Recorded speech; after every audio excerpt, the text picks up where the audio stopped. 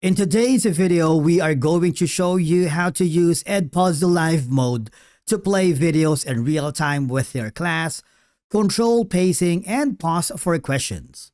Let's begin. Now, the first thing that you need to do is log in using your teacher account, and from your dashboard, I want you to go to the My Classes or your classes. From here, choose the assignment or the activity that you wanted to share with your student because we are using the live mode.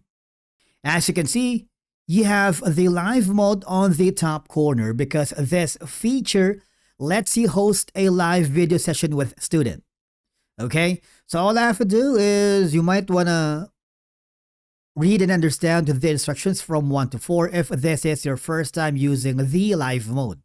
But if you are already comfortable using live mode, I want you to click the blue button, all right, and make sure that the video is already prepared. Now, you see that the live mode offers a class code that the students needs to enter before they can join the class.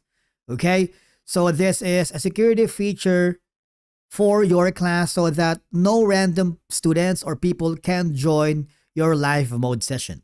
All I have to do is click the start button, all right? And of course, you have the ability to play the video, which is a teacher-paced. You control, you play, you pause, and see the progress. You can adjust settings, all right? Which is best for discussions and live explanations. Now, once you are happy with that, all I have to do is super simple. Click the exit live mode, okay?